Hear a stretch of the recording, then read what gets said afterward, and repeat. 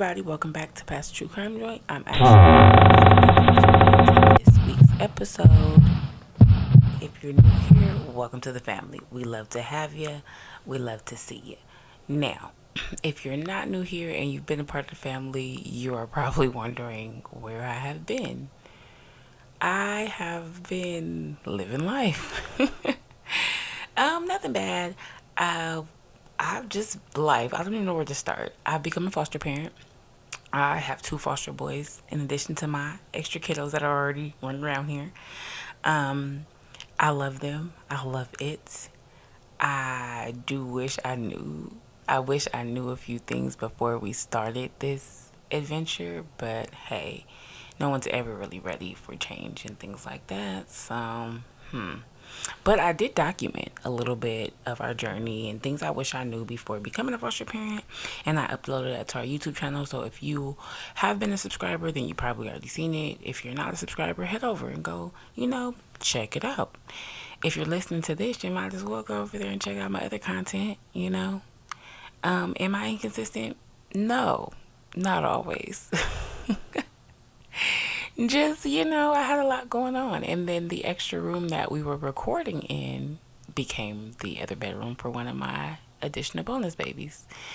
So I had to actually recreated my mic stand out of a bright, what are those lights? Oh my goodness, on top of my tongue. The lights that we use to make ourselves pretty. Sheesh, not a glow light. Turn it, the ring light.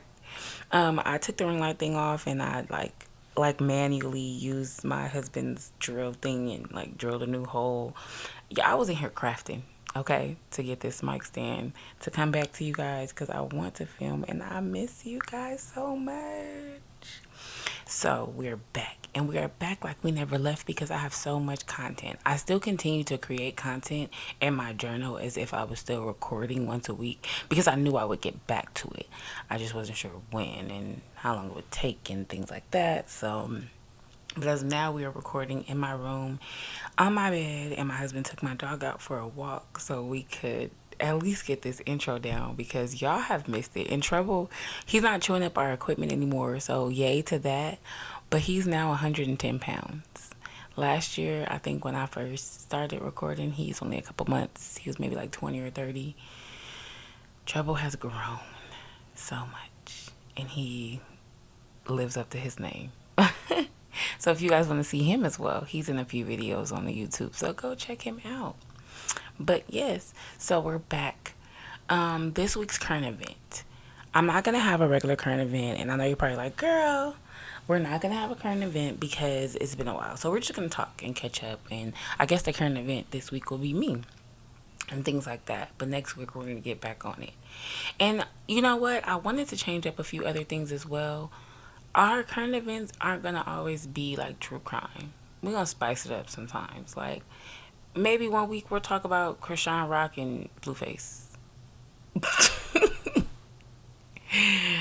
Or not. We don't have to talk about them, but you get what I mean. Like we'll talk about something fun, not always true crime. Or we'll find some fun true crime. How about that?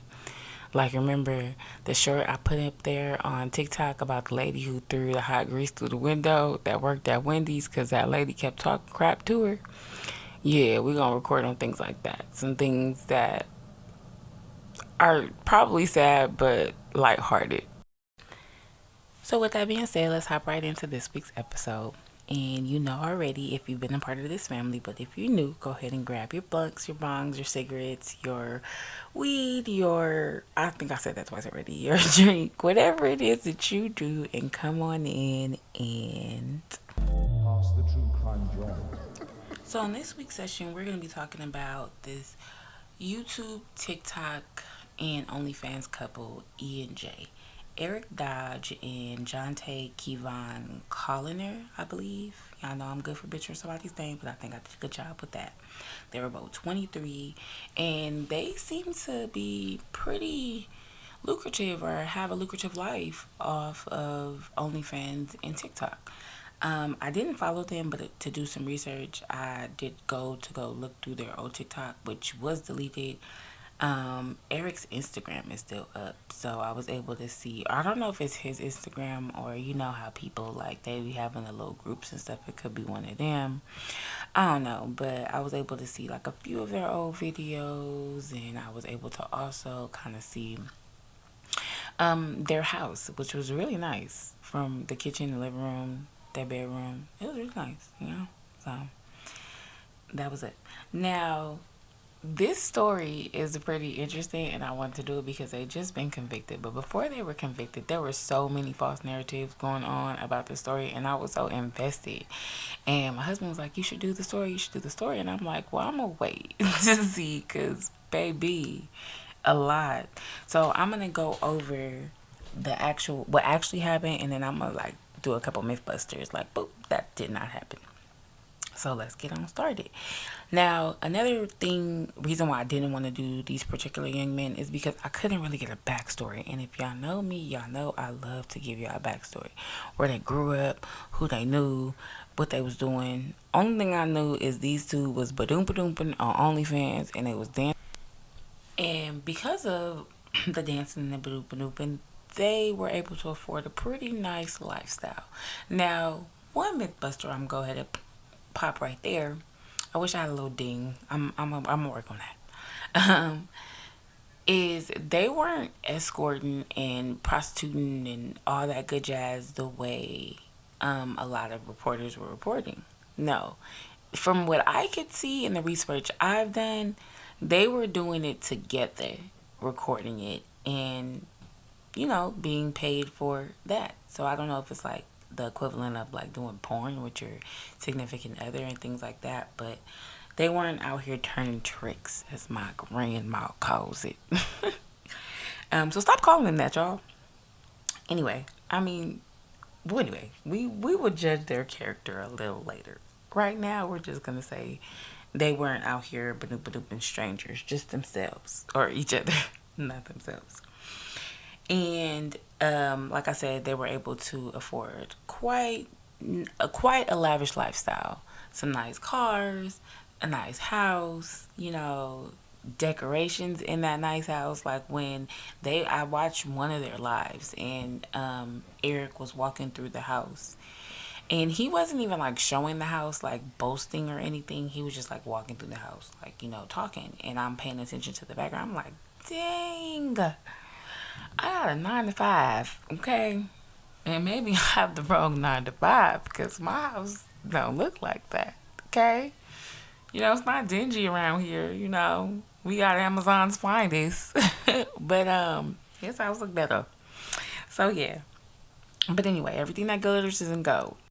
And on August 1st, 2022, the Roseville, Georgia police will be called out to 417 East Peachtree, a small trailer park near the border of Tennessee, when neighbors reported hearing loud gunshots.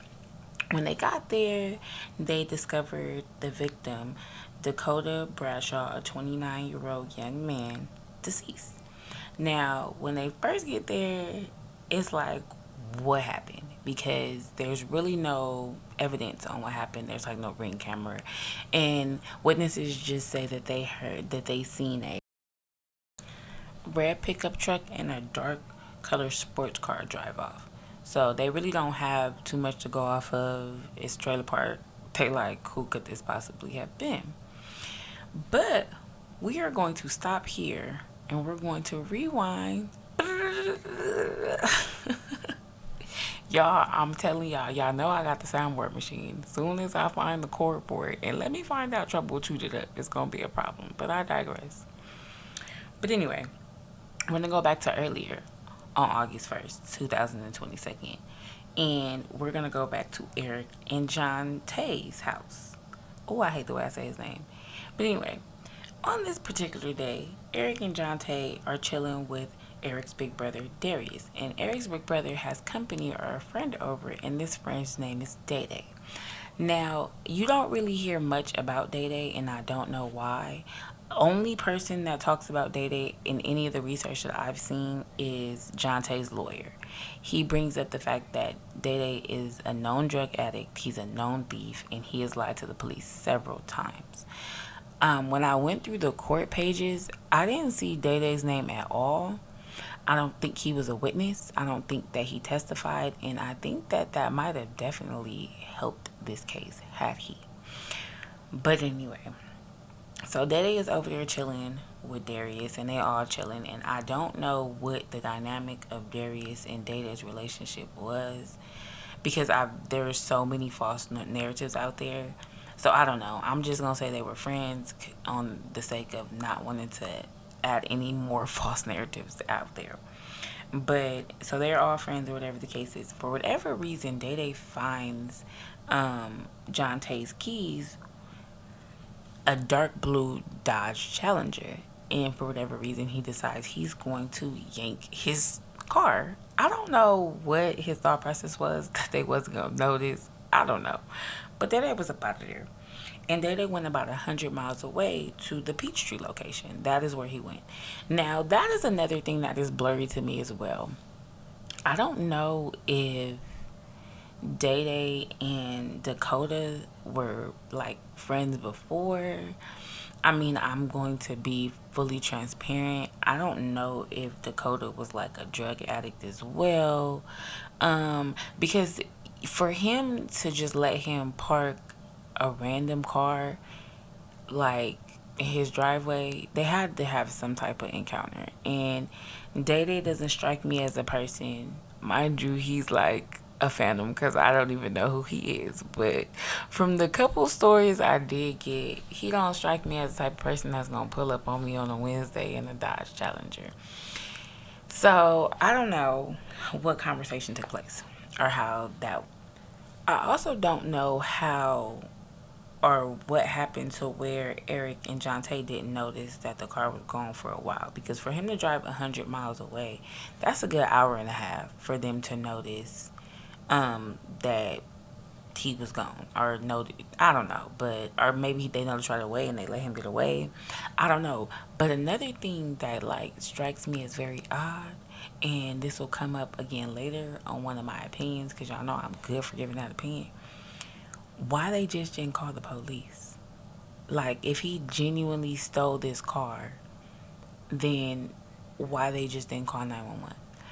Now, there was one video I seen. I didn't read this anywhere, but I seen a video on a random TikTok. Like, I don't even know.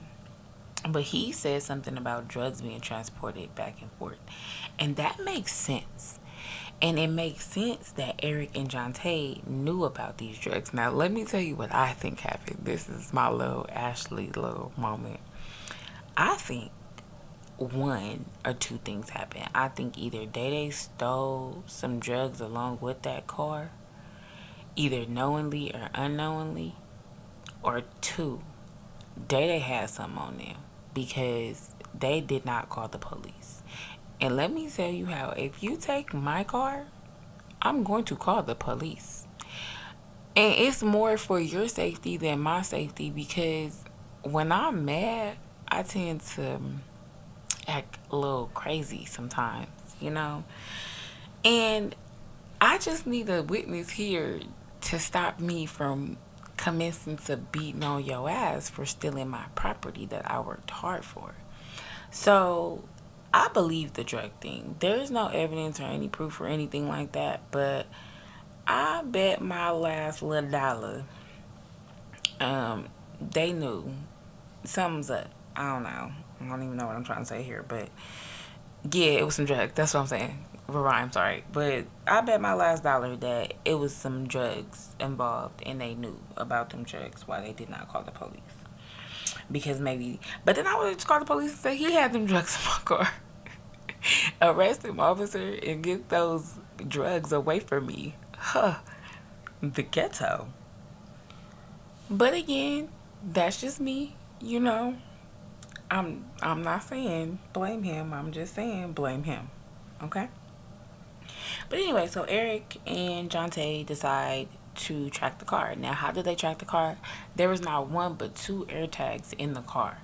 There was one hidden, but then there was one attached to the keys, which is also another reason y'all could have called the police, because this man, he stole the keys as well, which leads me to believe, are the house keys on there? What other set of keys are on there to where there's an air tag on there? And then here's my thing is, he obviously didn't care because he had to have visibly seen the air tag. And he don't strike me as the smartest criminal in the world, but I feel like everybody knows what my kids know what air tags are. Like, I feel like everybody knows what an air tag is. But I could be wrong, and I don't want to speak for the world. Or maybe he was high. Maybe they all were high. I don't know. This does seem like smoker behavior. I know a few smokers in my life. I've ran across a few of them, some of them. Anyway, but this seems like smoker behavior from all these people, if you ask me. But anyway, so I digress. So they check the location on the air tag and it's telling them that he's on his way to Georgia. So they're like, all right, cool, cool, cool. They call up Adasia Collins, who is 18 years old. Now, if you're watching this on YouTube, I have now learned how to insert pictures and stuff, and I'm going to insert a picture of Miss Deja. When you see her, you're going to be like, first and foremost, she doesn't even strike me as the type of person that you guys would hang out with. Not that, because everybody is beautiful on this channel. Everybody is. But I'm just going to say, I just don't see why they was hanging out with her. Like, well, first and foremost, she's 20. They're all 23 and she's 18. And don't get me wrong, I have a few, one of my favorite besties slash sis slash everything. I think she's like 5 or 6 years younger than me. And I love her because of the way she carries herself. But, so I don't want to say that. I'm just going to say she doesn't look like she runs in their circle. So, and it says she was an old family friend. She looks like she commits crimes from her mugshots. And her mugshot also looked like she just got out of school. Like she just got out of continuation school. But I digress. That ain't none of my business. So anyway, they pick her up and all four of them hit the road to go and retrieve the Dodge Challenger. Again, on the freeway, 100 miles, having to have stopped to get gas at some point, having to have get blunts, whatever the case is. These people rolled up and smoked. You're not about to tell me they didn't. They something. Nobody thought, let's call the police to have them meet us there. I mean, because first of all, I would be mad. And I want you to go to jail for the fact that you just stole my property, you fucking thief. But that's just me. You feel me? Like, I don't know. So anyway, now there are two accounts. And I'm not sure which one to believe, so I'm just gonna let y'all know both of them, and we're gonna make a decision together as a family like we've been doing. First one is when they got about halfway there to Chatanaka.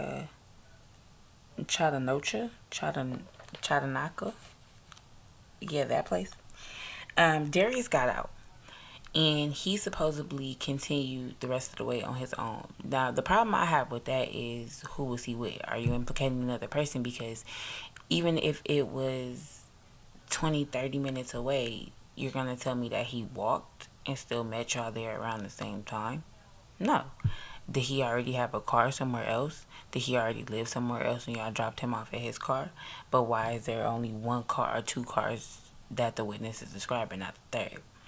So that is just kind of weird to me, but the lawyer said that. So that's something that these people said in court, because the lawyer brought it up. I didn't see it in the court paper, but y'all already know that you got to pay, like, I think it's like $1 or $2 a page online if you're trying to get certain cases, and I just wasn't that invested in this one, to be honest, so I wasn't going to do that. But anyway, so that's the first story. The second story is they all pulled up. They get in front of the house, and Eric blocks in the Dodge with his truck, his red Ram. And Deja gets out of the car, hops into the Dodge. Eric pulls up, and she drives off immediately. When she gets to the corner, she hears gunshots, but nevertheless, she keeps going. That has nothing to do with her. From there is where it gets so fuzzy. It's crazy Because supposedly somebody out of the three people, only one of which somebody started to shoot at the house, and they weren't really shooting at anybody in particular. The bullets went through this is a trailer park we're talking about, so I mean, it's not much drywall in between. Shot through the walls, it went through the cabinets in the kitchen, and ricocheted off something and hit Mr. Dakota in the chest.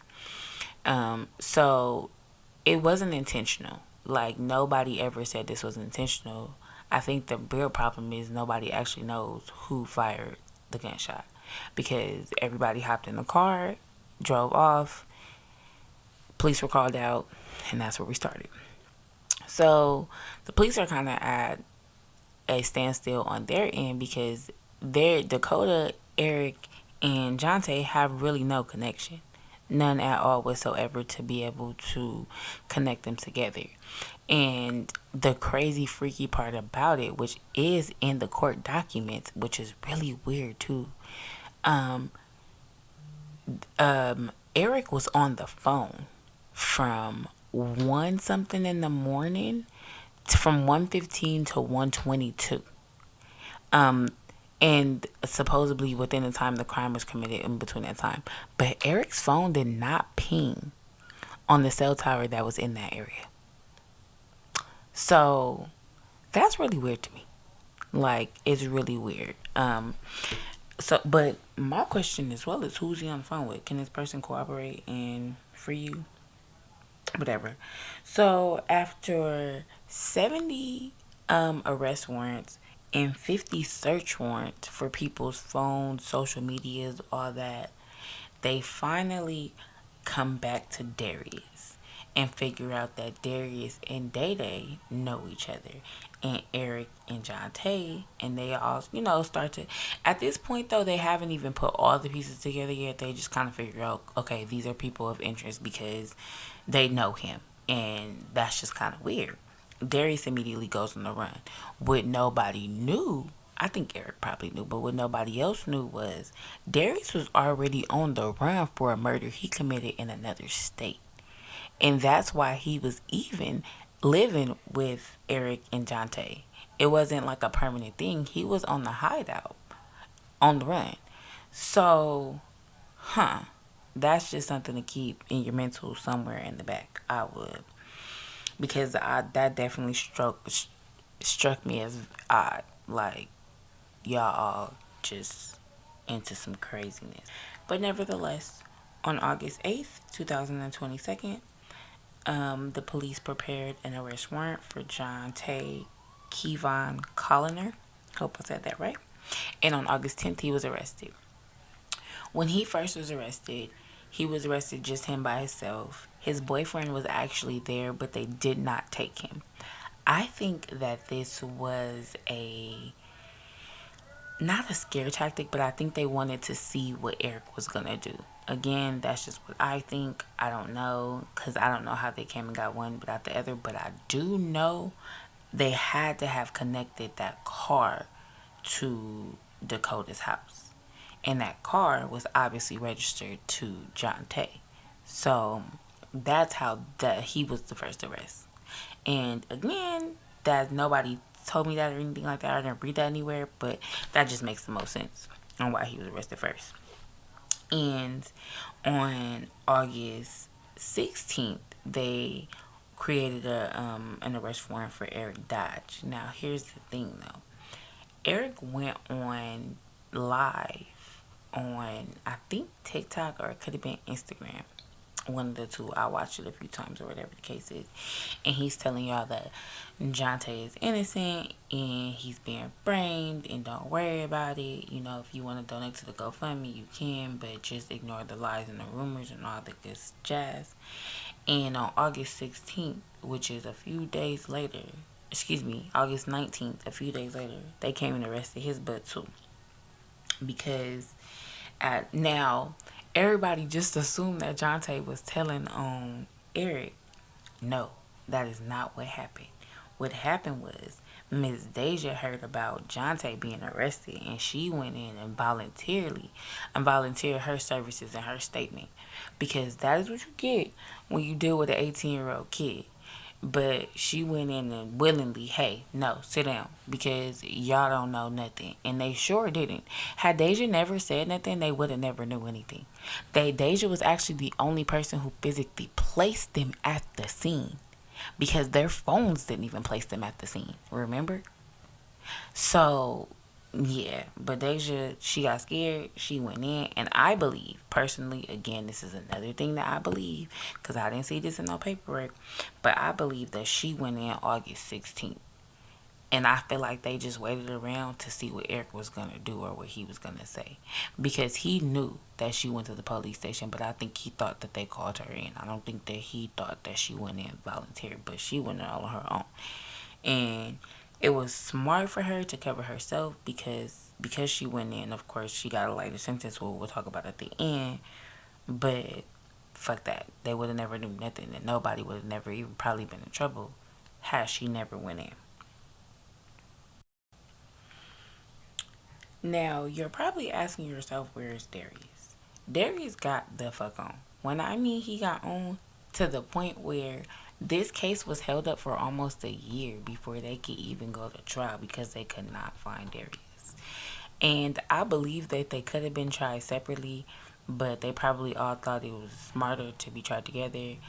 I think if these people were offered a deal, it doesn't tell you, and they didn't take it, they silly because they was in Alabama somewhere with this case, and it just was just not the smartest thing ever to take this shit to trial. But they did. And finally, they caught Darius, but they caught Darius on a whole nother murder. So they had to wait. They ended up letting Eric and Jonte go to court, and Darius is just, I guess he's being tried with them, but I don't know how this is working because he's still not tried yet. But on May 2nd, excuse me, on May 23rd, 2023, they were sentenced to, well, no, they just were convicted of 7 counts, three of which were two felony counts of murder, aggravated assault, and like four other weapons charges. Which makes me wonder, was anybody on probation or parole? Because they both are like, somebody tell me in the comments. Cause y'all rude and be telling me all type of stuff in the comments. But in the comments, let me know, is it illegal in the state of Alabama to have a gun or whatever the case is? Because they got charged with several. Like they got life without the possibility of without the possibility of parole, both of them, plus an additional 5 years. So, and Deja got 1 year in prison, plus 10 years of probation when she gets out, which is a long time of probation. So please be careful and watch the company that you keep, Miss Deja. And Darius, he's probably gonna receive the same set of convictions, but he is still fighting his other case. So that's basically it for this case. There was no sex trafficking or anything like that going on. Nobody was out here turning tricks and it went bad. That's not what happened. They didn't even know this man. It his girlfriend was actually in the house with him as well. It wasn't like that at all. She was fine. His gunshot was almost like a freak accident because he wasn't even in the way. So, everybody has a time, I'm guessing. But I don't know. Now that we have the facts that we do have, and there's not many, because realistically, only Eric and Jonte know why they went in that house to do what they did. Like, I don't, or not in the house, excuse me, went to the house. Because, like I said, something had to be up more to the story for them not to call the authorities. Deja started the car with the spare key. So you had a spare key, you had the registration to the car. Why not just call the police and have them give you your car back? Especially since y'all now already there. Like, did you sell it to him? Like, what happened? Something had to happen, and something's being left out of that part. Because Dakota probably would have went to jail. He wouldn't have been shot and killed. He would have went to jail for harboring stolen, goods on his property or something of the nature of like that. I really don't understand that part. And then I also don't understand, after all of this did happen, why y'all didn't bring Deja close to y'all to make sure, because Deja single-handedly is the reason why you guys are in prison. So I don't know. Let me know. Do y'all think they guilty or whatnot? This was just a little short something, so we can get back into the habit of recording. I missed y'all. I really did. And I'm so happy to be back. Um, so yeah, if you're part of this session, y'all, please don't go out like these four. And they probably need to check on Darius, because he sounds like a serial killer. Because he was just... If I had to put my dollar on it, go back to that, sorry, I know I said I was done, but if I had to put my dollar on it, I think Darius is the one who shot the shots, who fired the shots, because he clearly didn't have an issue with it. But if you go back, if you go onto Eric, he has an old Instagram, like it's an older one or whatever the case is. I was looking on that. He didn't seem like one to play with either. Like, Eric and Darius seemed like they was two of a kind. So, and maybe them hot heads or them tempers, and nobody there to calm them down. Even in Eric's mugshot, like, he's smiling. Like, he just don't care. And Jonte like, oh my God, like, my mama gonna kill me.